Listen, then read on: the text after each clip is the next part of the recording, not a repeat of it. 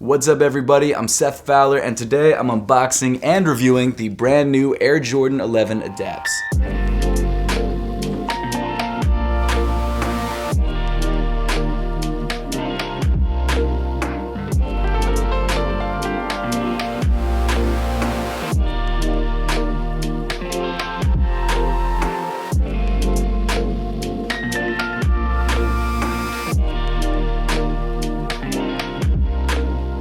Thanks so much for tuning in today. Make sure to hit that subscribe button and notification bell down below if you haven't yet, and make sure to give me a follow on Instagram and on Twitter at @RealSethFowler. But today is a very special day because today I got in a sneaker that I've been waiting for about a week since I ordered it on the sneakers app, and I wanted to unbox it on camera because I would assume, based on the size of this box and the fact that it's also an Adapt sneaker, that it's got some pretty interesting packaging. But before we do that, let's take a quick look at the box. So as you can tell, this is a much larger than usual Air Jordan box. In fact, it's larger than I think two Air Jordan 11 boxes put next to each other. Obviously, the main color on the box is matte black, and unfortunately, it's got a bunch of scuffs on the top of the box.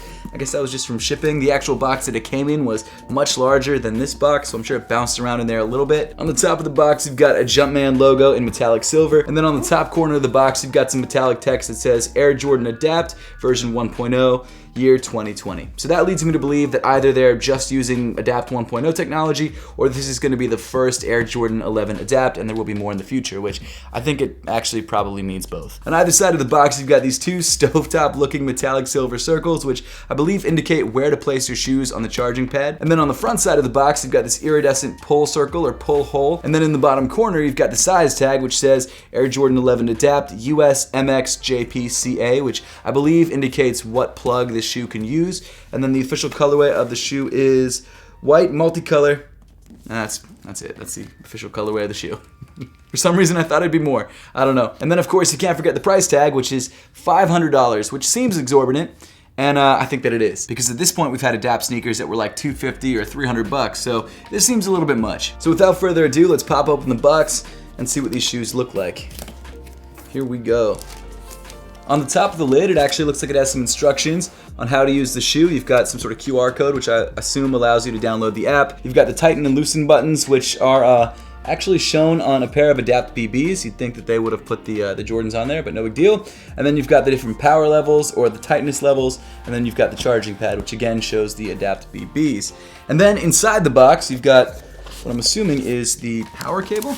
Let's see. It's probably USB-C. It probably does not have a wall wart. I'm not 100% sure. It does. Very cool. So you've got your wall wart, your US wall wart right here, and then you've got your USB-C to USB. So this end will go into the charging pad, and this end will go into the wall wart. And that's pretty much all there is inside this first little container. I do have to say that I like the metallic Jordan branding on this box. I think that's a nice touch. And because it's in the top of the box, you get this nice Jordan hit first, which I like. This is also the very first Jordan sneaker that features Adapt technology. There's been a lot of other Adapt sneakers, but none of them have been Jordans, so this is kind of a special shoe. And of course, they also have to let you know that this is a Jordan Adapt with the Jordan logo and the Adapt logo on this iridescent paper. But let's open up this paper, and there you go. The shoe itself. The Air Jordan 11 Adapt in this white multicolor colorway. It definitely has a very Columbia style colorway with some black accents and some orange accents. We'll get more into that later on in the review, but overall not a bad looking sneaker. Here we go, here's the second one. Very nice. And then let's pull out this paper because I would assume that the charging pad is underneath the paper, and it is. There we go. Okay, so underneath the paper we have got the charging pad and what looks like the instructions. It's actually interesting that they've got the Jordan logo in that corner right there because it looks like the charging pad and of course the USB cord and also probably the motor inside the shoe are all exactly the same as the standard Nike Adapt shoes. So I'm surprised that they actually created brand new instructions for them and didn't just use the old ones.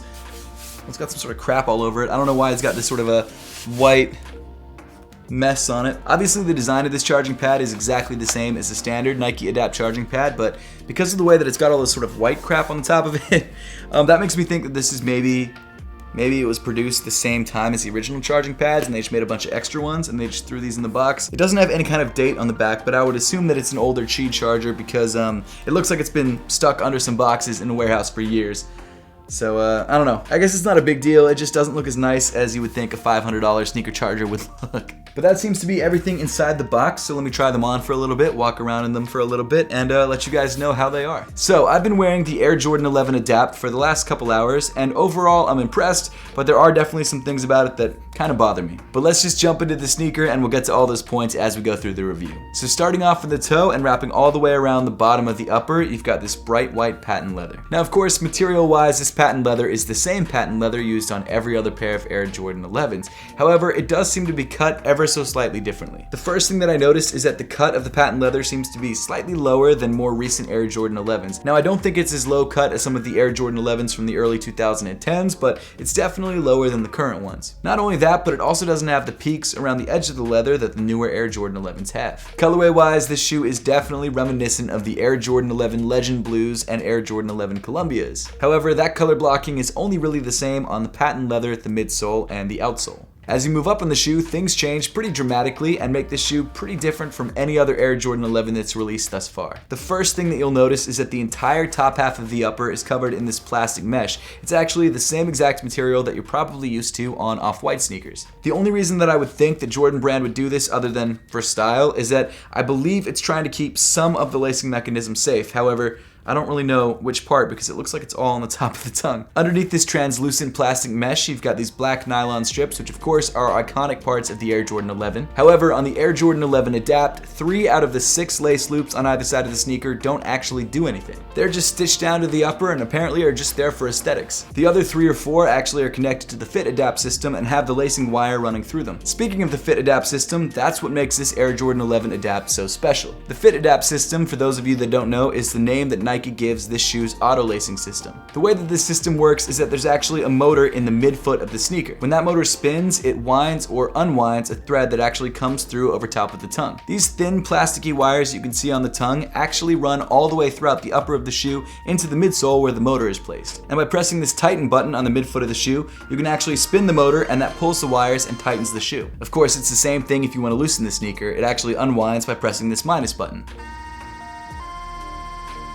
But what's really cool about this Fit Adapt system is that you can also control it through an app on your phone, so that as soon as you put your foot into the sneaker, it automatically sets to your desired setting. Not only that, but through the Adapt app on your phone, you can change the colors of the lights on the side of your sneaker and all sorts of different stuff. And even though this technology is like 3 years old at this point, it's still amazing to me that Nike fit a motor inside the midsole of this shoe, and it's durable enough to be under the foot of an NBA player while they're playing an NBA game. It really is an incredible technology, and while it might not be the most practical, it is still very cool. Something else that blew my mind when I first checked out the Fit Adapt system on the first Nike Adapt sneakers is that this shoe actually charges wirelessly through the bottom of the shoe. Now, one thing that kind of bummed me out about this shoe in particular versus the other Nike Adapt shoes is that in order to actually charge this shoe, you have to put the motor over top of the circle on the charging pad, which means that the shoe isn't actually centered on the charging pad. And I gotta say, the first time that I tried to charge this shoe, like 2 hours ago, I just set the shoes on the charging pad like I usually do in the center where you'd think that they would go, but the shoe didn't charge, and I didn't notice for like 20 minutes. So until I actually slid the shoes forward on the charging pad so that the lights were over top of the charging circle, it didn't start charging. It's a small gripe, but when you spend $500 on a pair of shoes, things like that shouldn't be happening. To be honest, they should be giving you a charging pad for this shoe in particular, but it is what it is. Now, if you've ever tried a Fit Adapt sneaker or an Adapt sneaker before, you know exactly how the system fits. It's not any different than any of the previous Nike Adapt sneakers. It tightens the same way, it loosens the same way, it still has the same features. There's not really much new about the sneaker technology-wise, other than the fact that it's in an Air Jordan 11, which is a slightly higher top shoe. Now, the one thing that kind of scares me about the Air Jordan 11 Adapt in particular is that all the Fit Adapt wires are exposed, which means that if these get caught in anything, they could tear and you could completely destroy the sneaker. A lot of the other Nike Adapt sneakers have these wires underneath a shroud or some sort of way of protecting them so that that doesn't happen, but these shoes just don't. The shoe still functions well though, it tightens to your foot really nicely, and I think that they've covered up as much of the wires as they could without giving the shoe a shroud, which would have honestly ruined the aesthetic. One thing that I really love about the overall concept of this shoe is that the original Air Jordan 11s that Tinker Hatfield sketched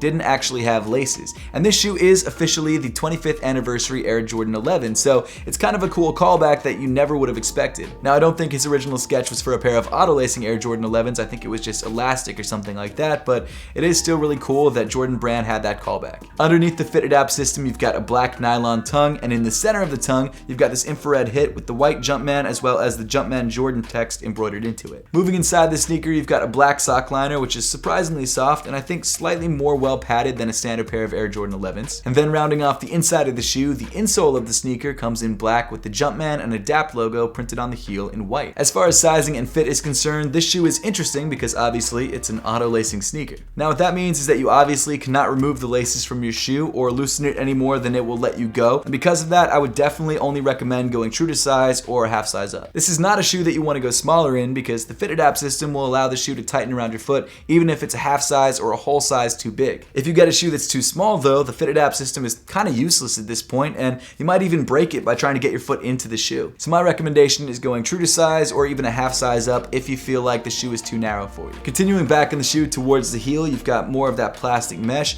and underneath that plastic mesh you've got this panel which traditionally is leather, but I think on this shoe it might be some sort of textile. On the lateral side of the shoe, this panel comes in white and is accented by an infrared embroidered Jumpman. Then moving around to the heel of the shoe, you've got this 23 logo, which is actually 3D and some sort of TPU plastic, and just below that you've got this very off-white-esque stitching detail. Then moving down on the shoe, you get to this white Air Jordan 11 midsole, which is obviously a little bit thicker than a standard Air Jordan 11 midsole, and that's of course to accommodate the motor in the midsole. On the lateral side of the midfoot, you've got the tighten and loosen buttons, which of course have LEDs underneath them, so when you press them, you get this cool LED color. And then on the medial side of the shoe, instead of having carbon fiber in the midfoot, you have what seems to be just a black plastic panel with some sort of carbon fiber texture. I don't think it's actually carbon fiber because it's much softer than carbon fiber is, and I would assume that they had to switch out the carbon fiber for this black plastic because of the motor or the battery or something. Actually, you know what? I bet the reason they switched out the carbon fiber is because it wouldn't allow the shoe to charge, because the charge actually has to go through this material, and I think this black plastic is probably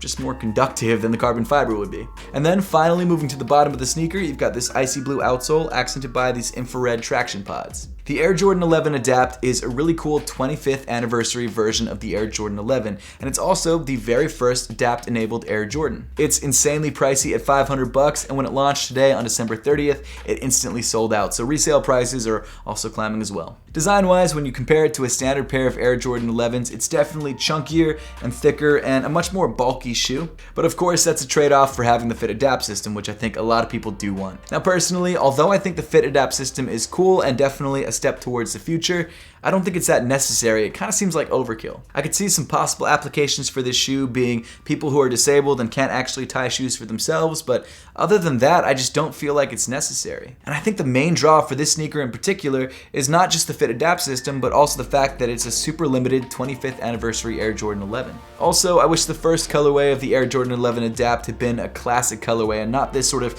futuristic take on the Legend Blues. That said, I don't think it's a bad sneaker. I think it's insanely expensive, but if you really want it and you've never had a Fit Adapt shoe before and you want to stunt on your friends with it, fine, go ahead and grab it. But that pretty much wraps up the video for today. Now I would love to know your thoughts on the Air Jordan 11 Adapts and whether you grabbed a pair for yourself or whether you're planning to grab a pair for yourself, so make sure to let me know in the comment section down below. But as always, thank you so much for watching. Make sure to subscribe if you haven't yet, and I'll see you all in the next one.